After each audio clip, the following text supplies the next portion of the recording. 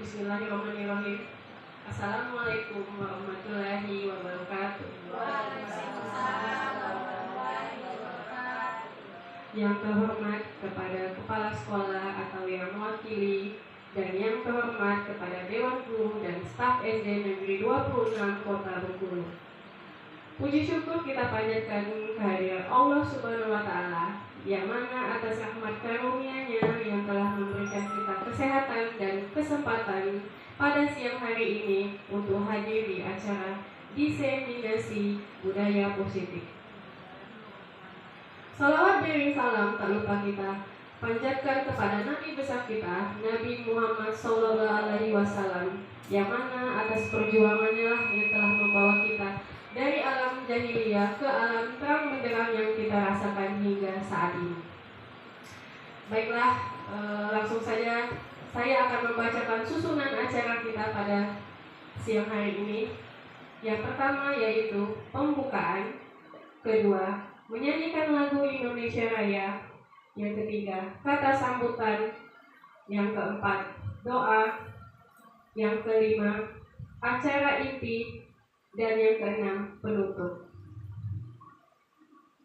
Baiklah, langsung saja kita akan mulai acara kita, yaitu menyanyikan lagu Indonesia Raya yang akan dipandu oleh Ibu Normaliza.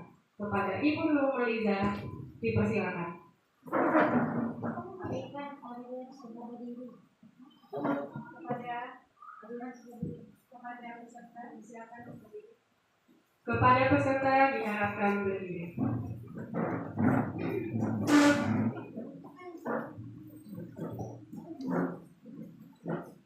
Hiduplah Indonesia Raya. Indonesia tanah airku, tanah tumpah darahku. Di sanalah aku berdiri, jadi pandu hidupku. Indonesia kebangsaanku, bangsa dan tanah airku. Marilah kita berseru, Indonesia bersatu. Hiduplah tanahku, hiduplah negeriku, bangsaku, rakyatku semuanya. Bangunlah jiwanya, bangunlah badannya untuk Indonesia Raya. Indonesia Raya, merdeka, merdeka, tanahku, negeriku yang ku cinta. Indonesia Raya, merdeka, merdeka, hiduplah Indonesia Raya. Indonesia Raya, merdeka, merdeka, tanahku, negeriku yang ku cinta.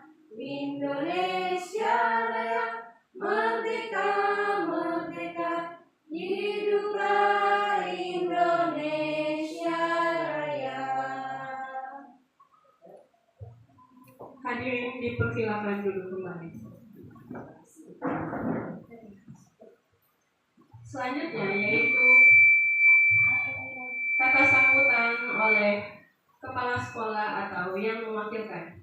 Kepada Ibu Santi dipersilakan.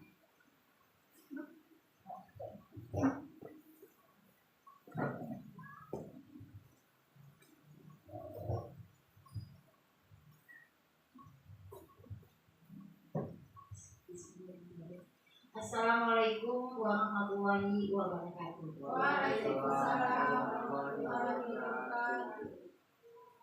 Pertama-tama kita panjatkan puji syukur kita atas kehadiran Allah Subhanahu wa Ta'ala, yang mana pada siang yang sangat cerah ini kita dapat berkumpul di kantong guru untuk mengikuti diseminasi penyebaran pemahaman budaya positif yang akan dipresentasikan oleh ibu kita.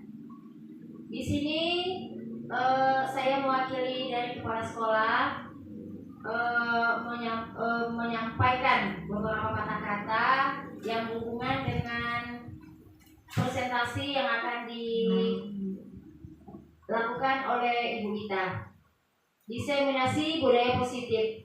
Adapun diseminasi itu sendiri adalah kegiatan yang bertujuan untuk menyebarluaskan suatu gagasan, ide atau temuan hingga inovasi terkait kegiatan mengajar-mengajar yang dilakukan melalui presentasi, publikasi, dan atau kegiatan lainnya. Diseminasi budaya positif ini bertujuan juga untuk diselenggarakan untuk memotivasi guru dan warga sekolah untuk menerapkan budaya positif di lingkungan sekolah yang dilakukan semua warga sekolah, baik itu siswa, guru, staf, penjaga, dan stakeholder yang ada di sekolah. Saya rasa hanya ini saja yang saya ingin sampaikan. Lebih kurang mohon maaf. Wabillahi taufiq wal hidayah. Wassalamualaikum warahmatullahi wabarakatuh. Waalaikumsalam.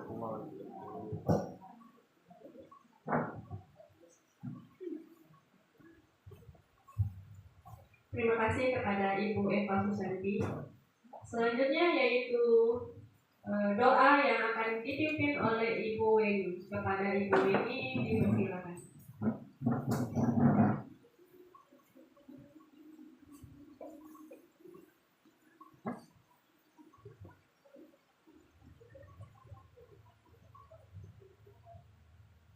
Assalamualaikum warahmatullahi wabarakatuh. Waalaikumsalam warahmatullahi wabarakatuh. Bismillahirrahmanirrahim. Hamdan syakirin, hamdan na'imin, hamdan yuwafi wa yukafi mazidah. Ya Rabbana lakal hamdu. Ya Allah ya Rabbi, ridailah kegiatan kami agar semua kegiatan yang kami lakukan pada hari ini bisa berjalan dengan lancar dan semua kegiatan kami mendapat keberkahan. Allahumma inna nas'aluka salamatan fid din wa afiyatan fil jasad wa ziyadatan fil ilmi wa barakatan fil rizqi wa taubatan qabla maut wa rahmatan inda maut. Allahumma hawwin alaina fi sakaratul maut wa najatan minan nar wa maghfiratan inda rizqik. Rabbana atina fid dunya hasanah wa fil akhirati hasanah wa qina adzabannar. Subhana rabbika izzati amma yasifun wa salamun alal mursalin walhamdulillahi alamin. Wassalamualaikum warahmatullahi wabarakatuh. Waalaikumsalam warahmatullahi wabarakatuh. Terima kasih kepada Ibu Weni Astuti. Selanjutnya yaitu acara inti yang akan dipaparkan oleh Ibu Gita Pramita Utari SPD. Kepada Ibu Gita Pramita Utari SPD dipersilakan.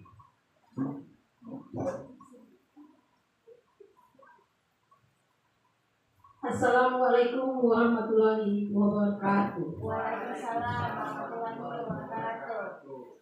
Terima kasih kesempatannya kepada Ibu Bapak Guru SD 26 untuk saya melakukan diseminasi penyebaran pemahaman budaya positif. Kepada Ibu Bapak yang terhormat, saya ucapkan terima kasih sudah bisa mengikuti diseminasi yang kita akan terapkan bersama-sama di sekolah kita dan akan kita tuangkan kepada peserta didik kita.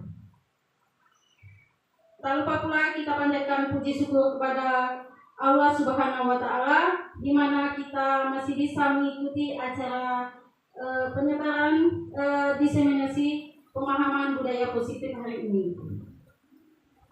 Salawat kirim salam tak lupa pula kita panjatkan kepada Nabi besar kita Nabi Muhammad SAW yang mana telah membawa kita dari alam kegelapan menuju alam yang penuh dengan ilmu pengetahuan yang kita rasakan yang kita berikan kepada peserta didik kita. Kita mulai saja diseminasi penyebaran pemahaman budaya positif. Mungkin kita akan bahas dulu di sini konsep inti budaya positif. Di sini ada konsep inti budaya positif. Yang pertama yaitu perubahan paradigma belajar, yang kedua disiplin positif, yang ketiga nilai-nilai kebajikan, yang keempat posisi kontrol guru, yang kelima motivasi perilaku, yang keenam kebutuhan dasar manusia, yang ketujuh keyakinan kelas, yang kedelapan yang terakhir yaitu segitiga restitusi. Yang pertama yang kita bahas yaitu pembelajaran dengan paradigma baru, di mana pembelajaran dengan paradigma baru merupakan pembelajaran yang dirancang berdasarkan prinsip berdiferensiasi sehingga para peserta didik belajar sesuai kebutuhan berdasarkan tahapan perkembangan sesuai teori psikologi modern untuk mewujudkan profil pelajar Pancasila.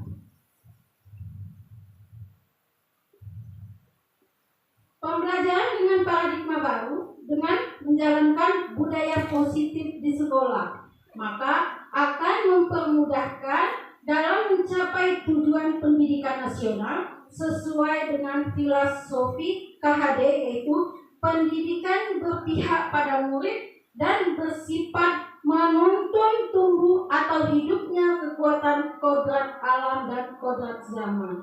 Di sini kita, Ibu Bapak, kita sesuai dengan filosofi KHD, yaitu kita menuntun anak menuju kodrat alam dan kodrat zaman.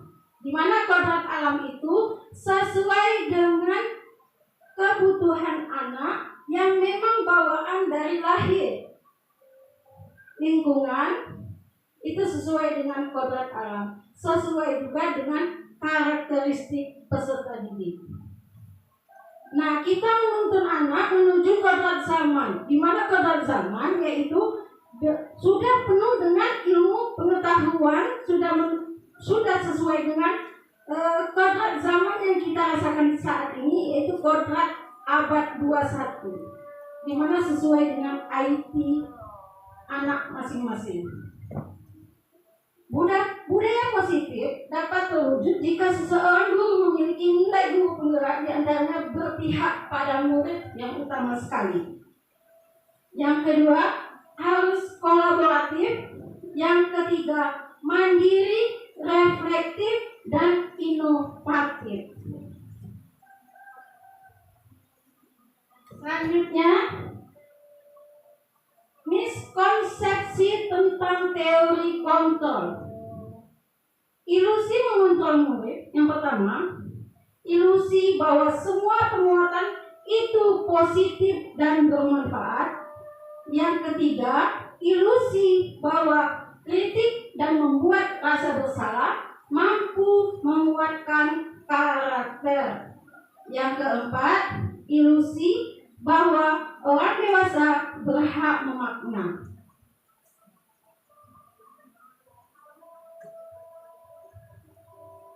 Di sini mengubah paradigma stimulus respon ke pendekatan teori kontrol. Nah, ada perbedaan antara stimulus respon dan teori kontrol. Nah, di situ ada realitas atau kebutuhan kita sama. Kalau teori kontrolnya, realitas kebutuhan kita berbeda. Kalau di stimulus respon, semua orang melihat hal yang sama. Di teori kontrol, setiap orang memiliki gambaran berbeda. Di stimulus respon, kita mencoba mengubah orang agar berpandangan sama dengan kita. Kalau di teori kontrol, kita berusaha memahami pandangan orang lain tentang dunia.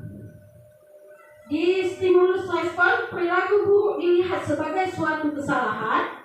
Kalau di teori kontrol, semua perilaku memiliki tujuan. Stimulus respon, orang lain bisa mengontrol saya. Kalau teori kontrol, hanya ada yang bisa mengontrol mengontrol diri Anda sendiri. Stimulus kontrol. Saya bisa mengontrol orang lain. Kalau teori kontrol, Anda tidak bisa mengontrol orang lain. Stimulus respon. Pemaksaan Anda pada saat bukan gagal. Teori kontrol, kolaborasi dan konsensus menciptakan pilihan-pilihan baru. Stimulus respon, model berpikir menang atau kalah. Kalau teori kontrol, model berpikir menang-menang. Izin dulu Bapak Ibu, azan kita bersebentar.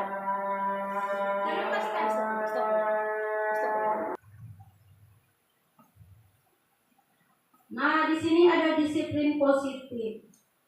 Masih semangat? Masih. Semangat pagi. Pagi. Tidak semangat. Selamat pagi. Pagi. Disiplin positif. Disiplin berasal dari kata disiplina, yang artinya belajar disiplin, mengacu pada disiplin diri yang memiliki tanggung jawab terhadap apa yang dilakukan berdasarkan nilai-nilai yang diyakini. Disiplin positif merupakan salah satu cara penerapan disiplin yang bertujuan untuk menumbuhkan kesadaran serta memberdayakan peserta didik tanpa imbalan, penghargaan atau reward, ancaman atau hukuman.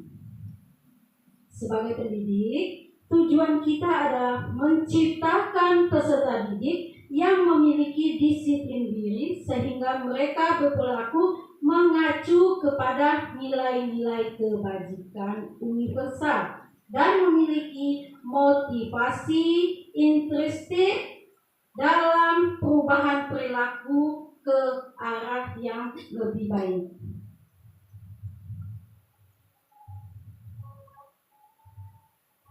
Di sini ada nilai-nilai kebajikan, nilai yang disepakati bersama lepas dari suku bangsa, agama, bahasa, maupun latar belakangnya. Nah, kita sudah memasuki profil pelajar Pancasila, yang dimana di profil pelajar Pancasila di situ ada beriman dan bertakwa kepada Tuhan Yang Maha Esa dan berakhlak mulia, berkebinekaan global, gotong royong, mandiri, kreatif, dan bernalar kritis. Ivo Primary Yes Program PIP, yang di situ ada toleransi, rasa hormat, integritas, mandiri, menghargai, antusias, empati, keinginan, kreativitas, kerjasama, percaya diri, dan komitmen. Keterampilan hidup dapat dipercaya, lurus hati, pendengar dan yang kreatif, tidak merendahkan orang lain, dan memberikan yang terbaik dari diri. Nah, itu dari nilai-nilai kebajikan Bapak Ibu. Nah, di sini ada kebutuhan dasar manusia. Nah, poin yang selanjutnya itu kebutuhan dasar manusia. Segala sesuatu yang kita lakukan untuk mendapatkan apa yang kita inginkan. Seluruh tindakan yang kita lakukan memiliki tujuan tertentu dan semua usaha terbaik yang kita lakukan adalah dalam rangka agar kebutuhan dasar kita terpenuhi dengan baik. Selanjutnya ini kebutuhan dasar manusia yang peserta didik kita inginkan yang ini: bertahan hidup, survival, kasih sayang dan rasa diterima. Yang ketiga, kesenangan. Yang keempat, penguasaan. Yang kelima, kebebasan. Mungkin sudah diterapkan semua ya ibu-ibu ya. 5 kebutuhan dasar di sekolah kita sudah kita terapkan, tapi belum maksimal. Motivasi perilaku manusia. Yang pertama yaitu motivasi ekstrinsik untuk menghindari ketidaknyamanan atau hukuman. Yang harus kita hindari yaitu hukuman pada peserta didik. Untuk mendapatkan imbalan atau penghargaan dari orang lain. Jangan diharapkan ibu-ibu. Yang namanya imbalan atau penghargaan jangan diharapkan. Yang kedua, motivasi intrinsik untuk menjadi orang yang mereka inginkan dan menghargai diri sendiri dengan nilai-nilai yang mereka percaya. Selanjutnya, motivasi perilaku manusia. Yang pertama yaitu tadi hukuman. Hukuman yaitu ada tidak terencana atau tiba-tiba. Yang kedua, murid tidak tahu apa yang akan terjadi atau tidak dilibatkan. Yang ketiga, bersifat satu arah, tidak nanya lagi 1-2, kita langsung memberi hukuman. Yang keempat, berupa hubungan fisik atau psikis. Psikis itu maksudnya dari kata-kata. Kalau fisik itu dipukul atau diberi hukuman, suruh mengelilingi lapangan, itu fisik. Kalau psikis itu dengan kata-kata yang akan membekas pada peserta didik. Yang kedua, konsekuensi terencana atau disepakati sesuai peraturan murid. Yang kedua, tepat dibuat tidak nyaman. Sikap guru selalu memonitori murid, selalu melihat tingkah laku murid. Yang ketiga, restitusi. Mungkin kalau segitiga restitusi sudah kita jalankan ibu-ibu di sekolah, tapi belum maksimal. Kita belum tahu apa makna dari segitiga restitusi.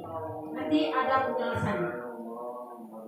Dari restitusi, yang pertama proses menciptakan kondisi bagi murid untuk memperbaiki kesalahan, proses kolaborasi yang mengajarkan murid untuk mencapai solusi sendiri. Nah, dia akan mencari solusinya di akhir dia akan mencari solusinya gimana dia akan memperbaiki semua apa yang sudah diperbuat mereka. Nah, di sini ada posisi kontrol. Posisi kontrol ada 5 juga. Yang pertama, penghukum. Yang kedua, pembuat orang merasa bersalah. Yang ketiga, teman. Yang keempat, pemantau. Yang kelima, sebagai manajer. Nah, 5 posisi kontrol tadi. Yang pertama, penghukum. Seorang penghukum bisa menggunakan hukum fisik atau maupun verbal. Yang kedua, membuat orang merasa bersalah. Biasanya guru akan bersuara lebih lembut. Yang ketiga, teman. Guru pada posisi ini tidak akan meyakini murid, namun akan tetap berupaya mengontrol melalui persuasi. Yang keempat, yaitu sebagai monitor atau pemantau. Monitor berarti mengawasi. Guru hanya mengawasi apa tindak tanduk peserta didik. Yang kelima yaitu manajer. Respon yang menunjukkan tanggung jawab guru dalam posisi terakhir manajer adalah posisi mentor, di mana guru membuat sesuatu bersama dengan murid, mempersilakan murid bertanggung jawab perilakunya, mendukung murid agar dapat menemukan solusi atas permasalahan sendiri.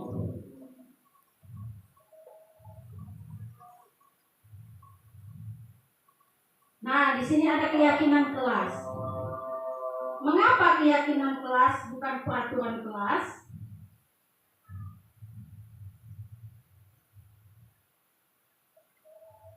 Pembentuk keyakinan kelas bersifat abstrak berupa pernyataan universal dibalut dalam pernyataan positif sedikit saja agar mudah diingat sesuai dengan kondisi kelas dan sekolah sehingga mudah diterapkan semua warga sekolah atau warga kelas dilibatkan saat membuat keyakinan kelas.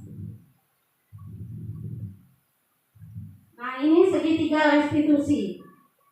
Di segitiga restitusi itu ada 3 tahapan, yaitu yang pertama menstabilkan identitas, yang ketiga menanyakan keyakinan, yang ketiga yaitu validasi tindakan yang salah, itu mencari solusi.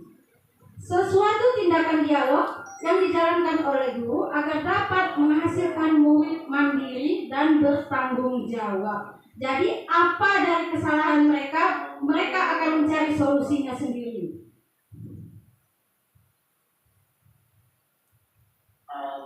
Yang ini ada kasus Ibu ya, bisa dilihat di sini kasusnya, yaitu Sabrina hari itu bangun terlambat dan terburu-buru sampai di sekolah. Dia pun akhirnya sampai di gerbang sekolah, tapi baru menyadari kalau tidak menggunakan sepatu hitam seperti tentara di peraturan sekolah. Di depan pintu kelas, Bapak Lukman memperhatikan sepatu Sabrina yang berwarna coklat. Sabrina berusaha menjelaskan bahwa dia terburu-buru dan salah menggunakan sepatu. Selanjutnya, Pak Lukman menanyakan Sabrina, apakah peraturan sekolah tentang seragam warna sepatu? Sabrina menjawab, sudah mengetahui sepatu harus berwarna hitam. Namun, terburu-buru dan salah mengenakan sepatu. Selain tidak mungkin kembali pulang karena rumahnya jauh sekali, Pak Lukman tetap bersikeras pada peraturan yang berlaku dan mengatakan, ya sudah, kamu sudah melanggar peraturan sekolah. Kamu salah, sudah terlambat. Salah pula warna sepatunya. Segera buka sepatumu. Kalau tidak bisa mengenakan warna sepatu sesuai peraturan. Nah, di sini ada pertanyaannya Ibu-ibu. Sabrina meminta maaf dan memohon kembali kepada Pak Lukman agar tetap dapat mengenakan sepatunya dan berjanji tidak akan mengulang kesalahannya. Namun, Pak Lukman tidak mau tahu, tidak, kamu telah melanggar peraturan sekolah. Kalau tidak sanggup, ambil sepatu di rumah atau diantarkan sepatu ke sekolah. Ya sudah, kamu tidak bersepatu saja seharian di sekolah. Sekarang copot sepatumu dan silakan belajar tanpa sepatu seharian. Sabrina pun dengan berat hati mencopot sepatunya dan memberikannya kepada Pak Lukman. Seharian dia tidak berani berkeliling sekolah karena malu dan lebih banyak berdiam diri di kelas tanpa alas sepatu.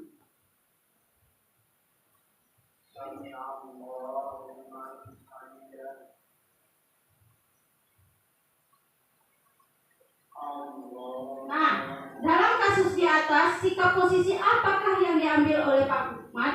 Jelaskan apa indikatornya. Silakan Bapak Ibu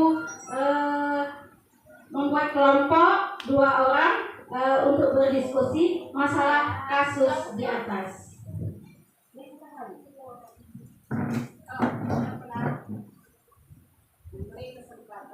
Ibu Eni sama Ibu Gus, Ibu Nurhaliza sama Ibu Eva Susanti.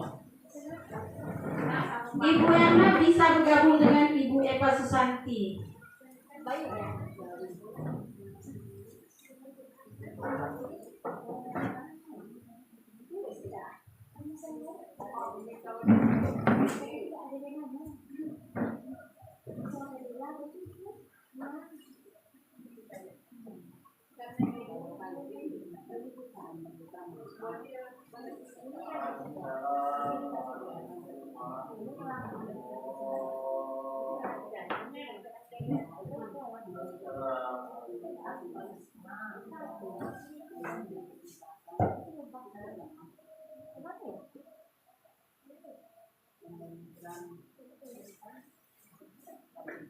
Sebagai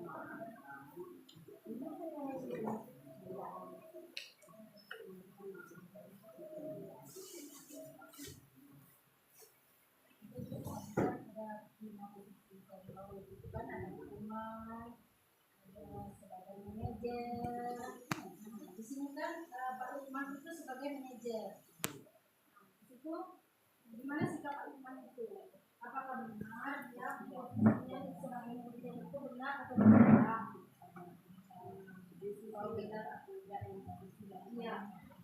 Di sana kan Pak Lukman itu dilihat dari kasusnya itu Pak Lukman sebagai manajer. Nah di situ manajer kan Pak Lukman itu garis besarnya dalam kasus di atas sikap posisi apakah yang diambil oleh Pak Lukman.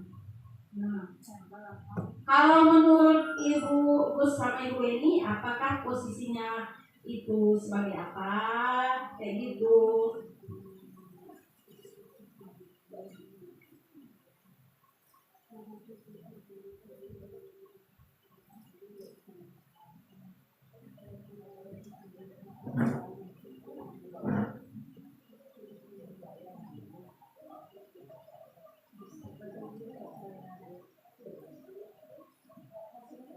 Nah di situ kan Pak Lukman itu kan sebagai manajer. Nah manajernya itu, nah di situ posisinya tadi kan kasusnya tadi. Dia tidur.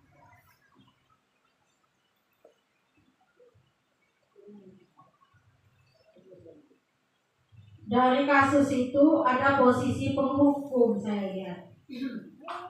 Yang di situ ada, ya sudah, kamu sudah melanggar peraturan sekolah, kamu salah, sudah terlambat, salah pula warna sepatunya. Segera buka sepatumu kalau tidak bisa mengenakan warna sepatu sesuai peraturan. Dari kasusnya itu terbaca sebagai penghukum. Indikatornya menghukum fisik, verbal, dan Sabrina seharian belajar tanpa sepatu bernad, dan Pak Lukman juga nadanya agak tinggi. Berarti sebagai sarana itu sendiri. Ya bisa psikis. Ya, psikis.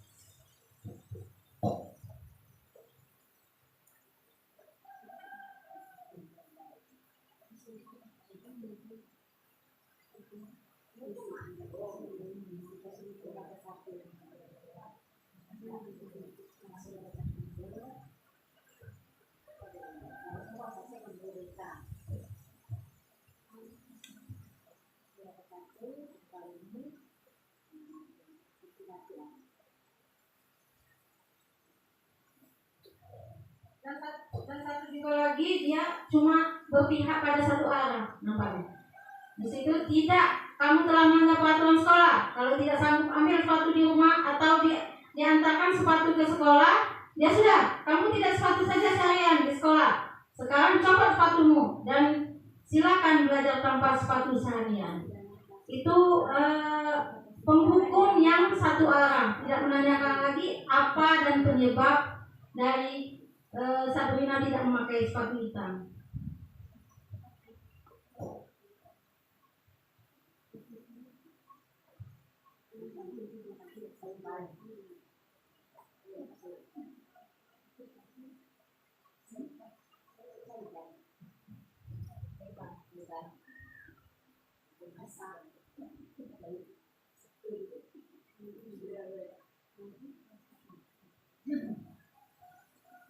Kalau dari hukuman itu tidak terencana, datangnya tiba-tiba. Kalau murid tidak tahu apa yang akan terjadi, tidak dilibatkan. Yang ketiga yaitu bersifat satu arah. Yang keempat berupa hukuman fisik atau psikis.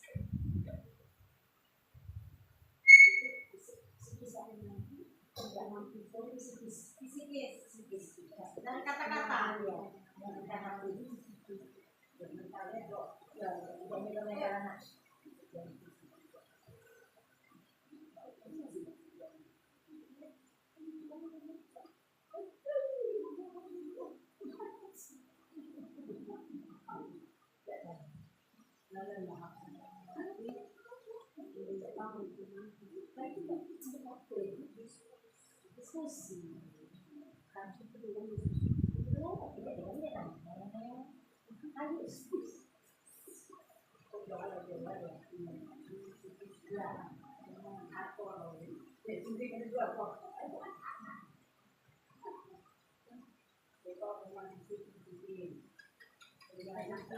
Mungkin sudah dilaksanakan tapi belum maksimal.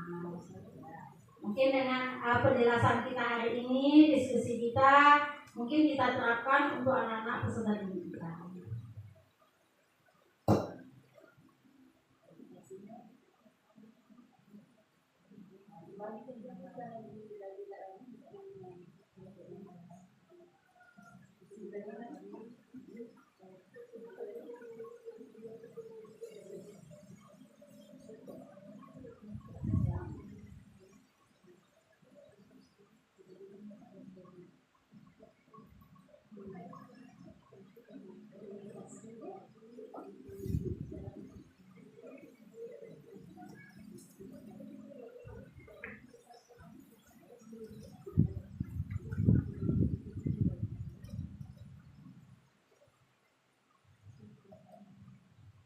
Udah dapat kesimpulan Ibu dalam kasus di atas? Ya udah ada kata sepakat? Udah ada kata sepakat. 5 menit lagi? Iya. 5 menit lagi ya Bu Eni, Bu Gus, Ibu Eva.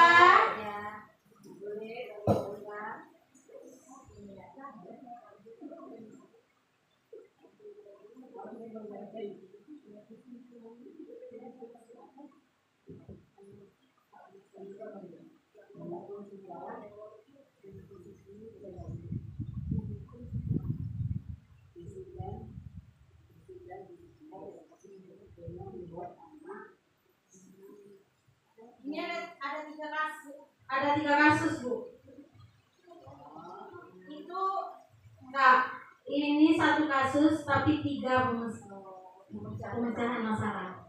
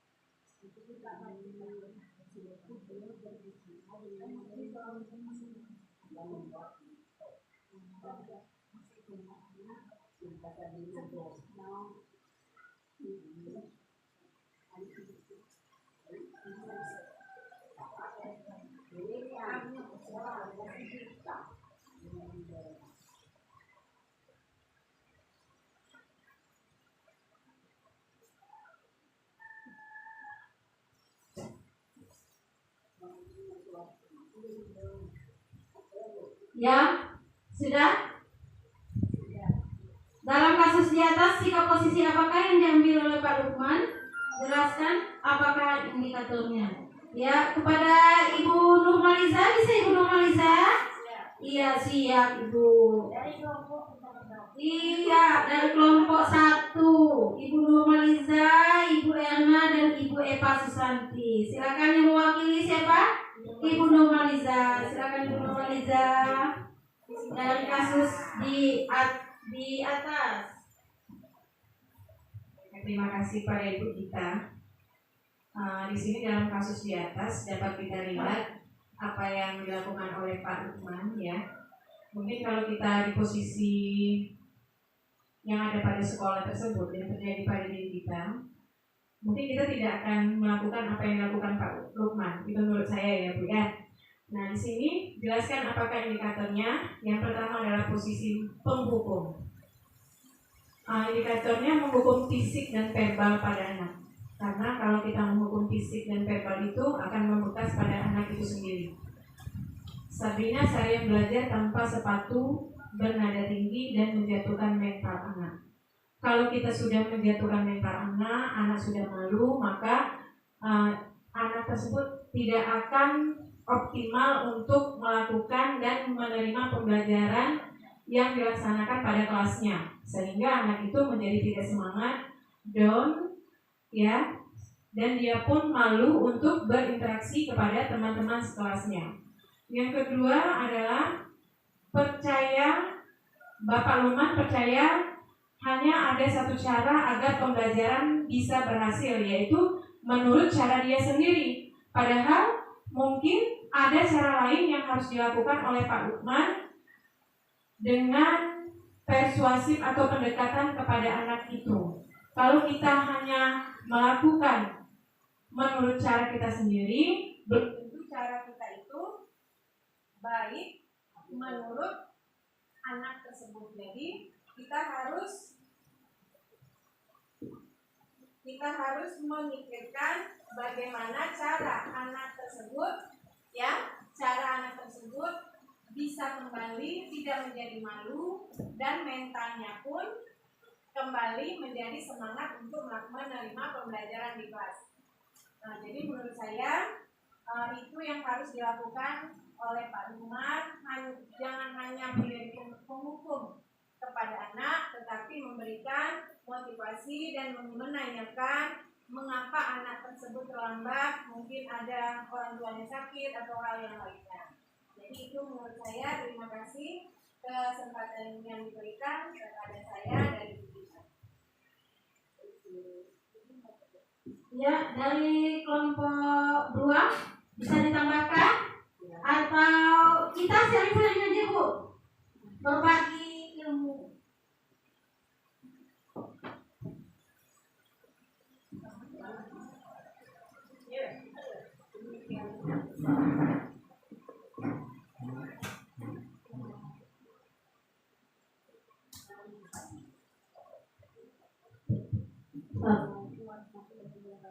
Waalaikumsalam warahmatullahi wabarakatuh.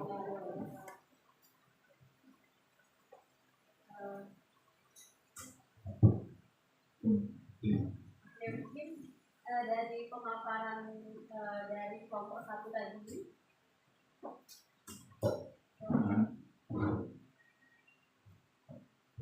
Silakan Bu ini. Oke.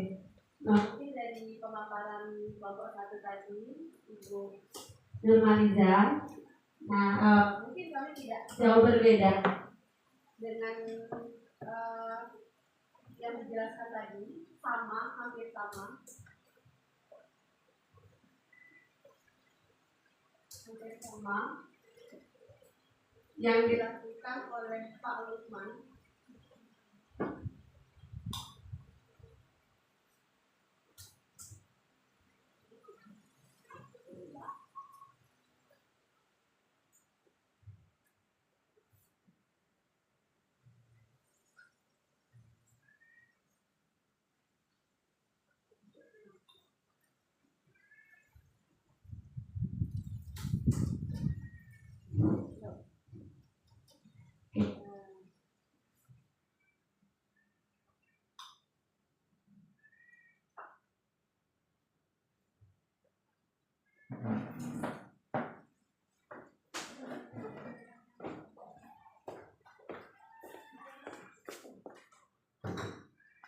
Oke, baik. Mungkin yang kami diskusikan juga sama dengan kelompok satu. Ya, posisi Pak Lukman adalah posisi penghukum, di mana dia menghukum fisik dan verbal dengan membuat mental anak itu menjadi jatuh. Nah, terus juga percaya hanya ada satu cara agar pembelajaran bisa berhasil, yaitu dengan cara dia sendiri. Ya, seharusnya yang kita lakukan tidak seperti itu, tidak hanya cara kita sendiri yang benar. Jadi mungkin itu saja yang bisa kami sampaikan, kurang lebihnya sama dengan kelompok satu tadi. Lebih dan kurang, terima kasih. Ya, boleh dulu persilakan dulu pada kelompok 2. Kelompok 1 tadi lupa tepuk tangan. Iya. Benar sekali sebagai posisi penghukum di sini Pak Lukman ya. Nah, dia hanya mendengarkan kata hatinya saja, tidak mendengarkan dua belah pihak. Betul sekali. Dari kasus yang tadi ada juga di sini. Nah, bila Pak Lukman itu sebagai manajer, di sini nampaknya Pak Lukman ini sebagai kepala sekolah ya Bapak Ibu. Iya. Nah, gimana? Apakah kita bisa menjalankan segitiga restitusi? Tentunya bisa. Nah, di sini kita bisa menjalankan segitiga restitusi bila Pak Lukman sebagai manajer. Silakan, saya kasih waktu 5 menit lagi untuk diskusi. Nah, di situ kasusnya bila Pak Lukman sebagai manajer. Pertanyaannya manajer. Tadi saya balikkan lagi Ibu Bapak, manajer di sini. Mungkin udah lupa tadi manajer. Nah, di situ manajer itu menunjukkan tanggung jawab guru dalam posisi terakhir. Manajer adalah posisi mentor, di mana guru membuat sesuatu bersama dengan murid, mempersilahkan murid mempertanggungjawabkan perilakunya, mendukung murid agar dapat menemukan solusi atas permasalahannya sendiri. Nah, Pak Lukman itu sebagai manajer berarti posisinya di tengah-tengah, Bu. Ya, sebagai menemukan solusi. Nah, dia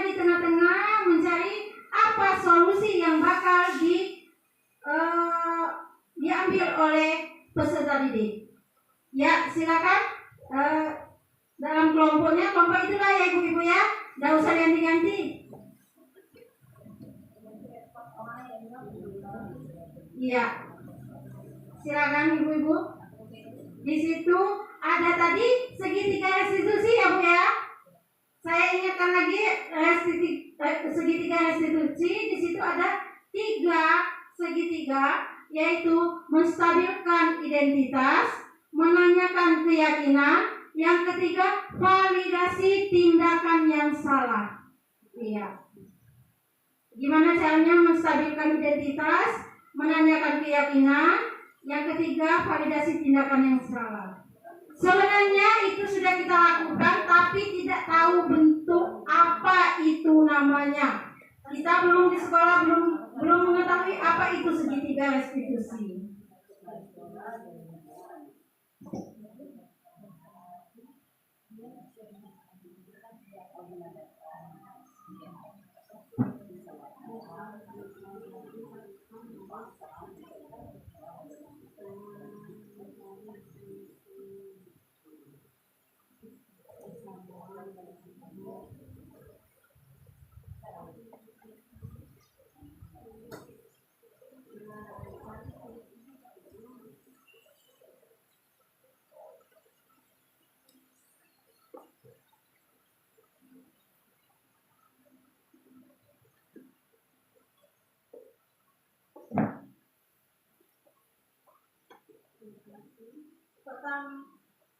Pertama itu menstabilkan identitas dulu ibu-ibu.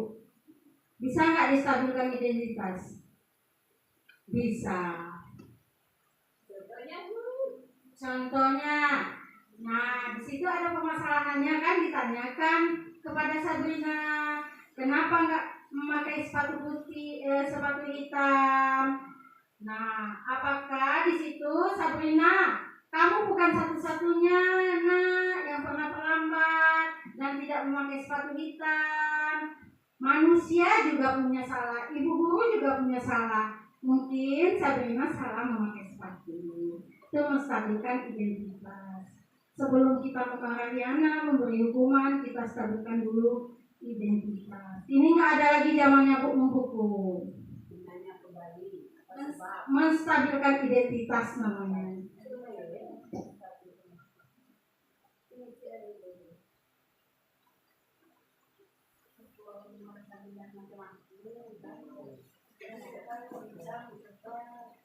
Ya, bisa juga kita tanyakan kepada Sabrina itu. Kita di sini Bu, menstabilkan identitas itu kita jangan menjatuhkan fisikis dan fisik anak. Sebelum kita menanyakan sesuatu, kita tanyakan, kita kasih dulu solusinya gimana. Ibu guru juga punya salah nak.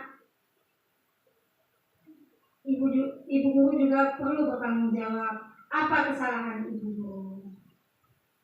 Nah, pada anak-anak juga kita tanyakan. Bukan Sabrina saja yang terlambat di sekolah, mungkin ada juga yang terlambat. Tapi sebaiknya jangan sering-sering terlambat.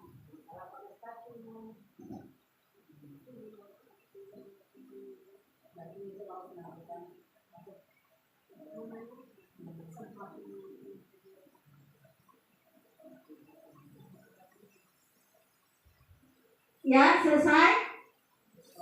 Ya. Dari kelompok mana dulu yang ingin menjawab? Ya, kelompok 2.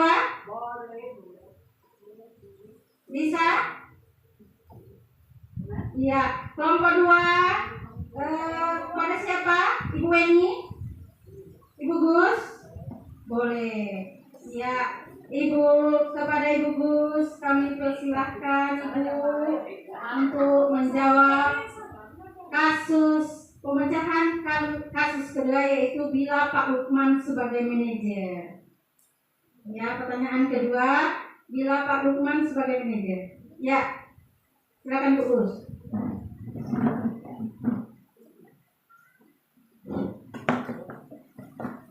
Assalamualaikum warahmatullahi wabarakatuh.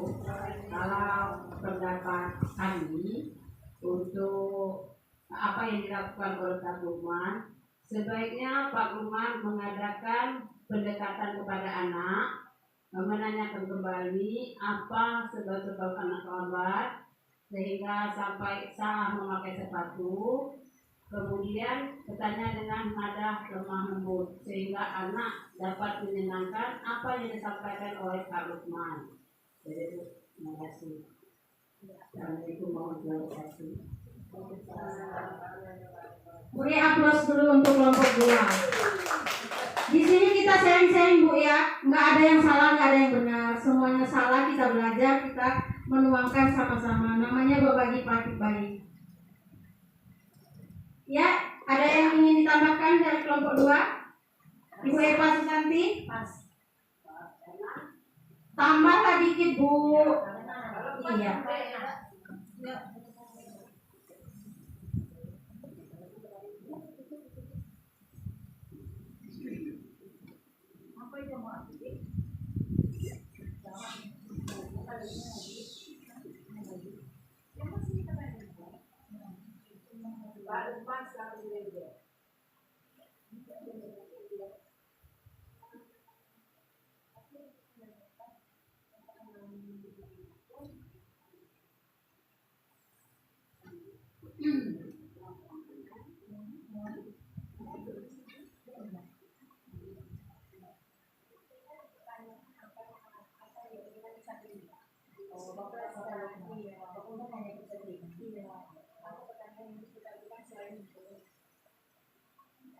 Jadi sebagai Pak Lukman mungkin juga bisa bertanya,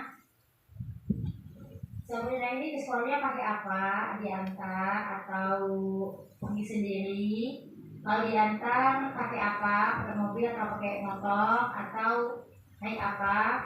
Mungkin di jalan Sabrina diantar sama orang tua, atau orang tuanya itu motornya kempes, ban motornya, jadi keburu-buru, jadi nggak konsen untuk ngambil sepatu.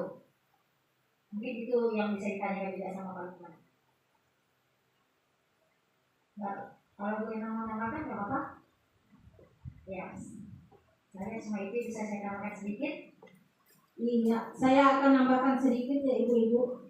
Nah, sebaiknya Pak Lukman itu mengetahui Sabrina itu diyakini dulu kesepakatannya. Kesepakatannya apa? Kesepakatan sekolah masuk jam berapa? Sebaiknya Pak Lukman menanyakan dulu terlebih dahulu. Nah, kalau misalnya nanti dia tahu sudah keyakinan kelasnya, keyakinan sekolah masuk pukul berapa.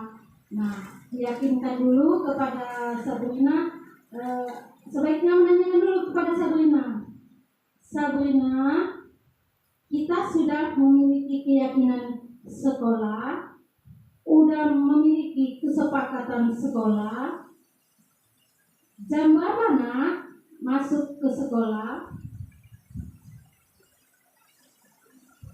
Nah, nanti dijawab oleh Sabrina, ya Pak, kita sudah memiliki keyakinan sekolah, kesepakatan sekolah, kesepakatan kelas, di mana kesepakatan kelas itu yang sudah dibuat dari keyakinan. Keyakinan itu turunlah kesepakatan kelas, di mana di situ tidak boleh datang terlambat. Nilai kebajikannya datang tepat waktu. Ya, itu. Ya, di sini ada soal ketiga. Nilai kebajikan yang saya bilang tadi. Nah, dari nilai kebajikan apa yang ingin dituju oleh peraturan harus memakai warna hitam? Ya. Di sini ada nilai kebajikan apa, Bu? Kita yakini aja, Bu.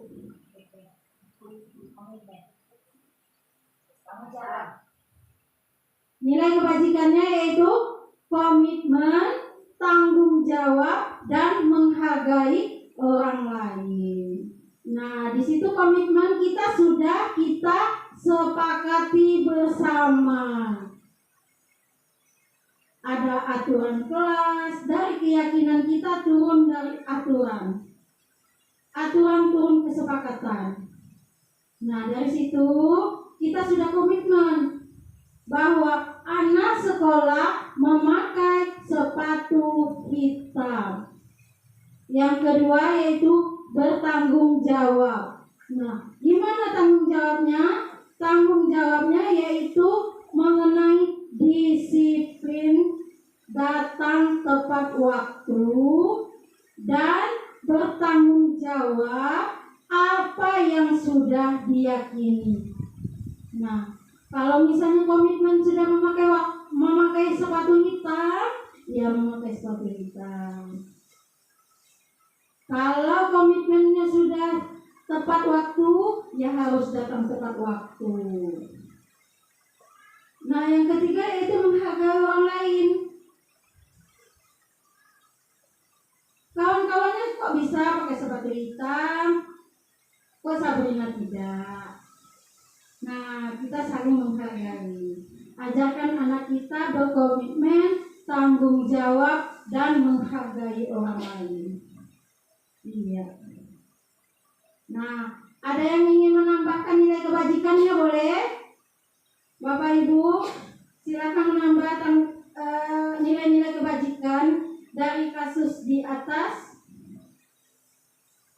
Ya, Ibu Eva?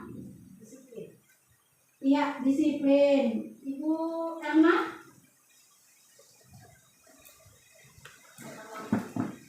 Tepat waktu. Tanggung jawab Kak Bu Erna ya? Nah, Ibu Normaliza?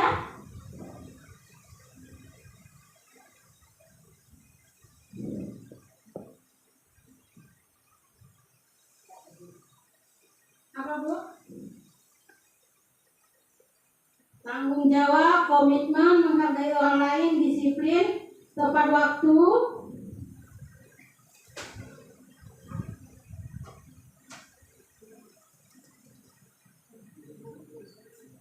Ya, Ibu Kusnawati? Saling menghormati, saling menghargai orang lain. Ibu Eni?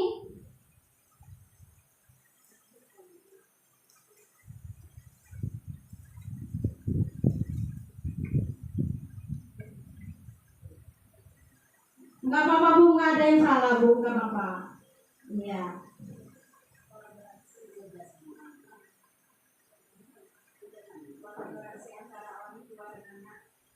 Iya, kolaborasi antara orang tua dan anak perlu.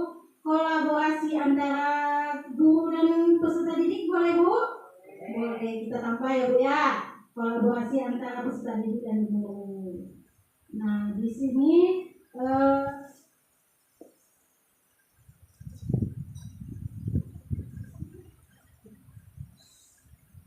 ya, itu di situ sedang mengerti semua kan Bu yang tentang segitiga restitusi?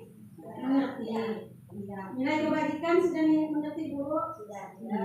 Dari kita keyakinan kelas kita yang kita buat mulai besok boleh Bu? Boleh. Bikin di kelasnya masing-masing. Keyakinan kelas bisa Bu? Bisa. Iya. Dan keyakinan kelas itu Bu nanti turun kesepakatan kelas Bu. Nah, dari nilai-nilai kebajikan turun kesepakatan kelas. Nanti kesepakatan kelas itu dibentuk oleh guru dan peserta didik yang ada di kelas. Ya. Nah, apa yang menjadi komitmen mereka, tanggung jawab mereka, menghargai orang lain, di situ ada juga Bu. Ya, disiplin, ada juga dari kesepakatan kelas.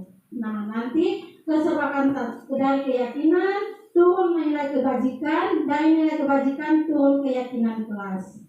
Ya, udah mengerti Bu? Segitiga restitusi ada 3, kebutuhan dasar manusia ada 5. Ya, itu saja dari saya. Saya kembalikan lagi pada moderator.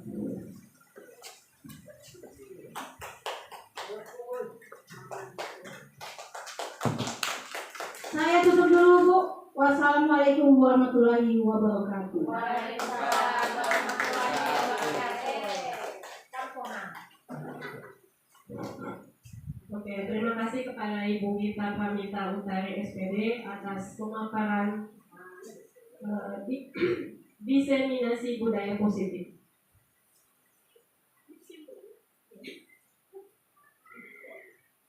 Baiklah, saya akan membacakan kesimpulan dari pemaparan diseminasi budaya positif yang telah disampaikan oleh Ibu Gita Pramita Utari SPD, yaitu seorang guru yang berperan sebagai seorang manajer perlu untuk melakukan 3 langkah restitusi seperti menstabilkan identitas, validasi tindakan yang salah, dan menanyakan keyakinan kelas dari Sabrina, sehingga dari pertanyaan tersebut dapat memunculkan motivasi intrinsik dari Sabrina.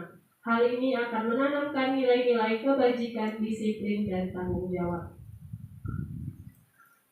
Mungkin itu saja yang dapat saya bacakan dan saya sampaikan. Saya selaku pembawa acara pada siang hari ini memohon maaf apabila terdapat kesalahan. Kepada Allah saya mohon ampun. Wabillahi taufiq wal hidayah. Wassalamualaikum warahmatullahi wabarakatuh. Waalaikumsalam warahmatullahi wabarakatuh.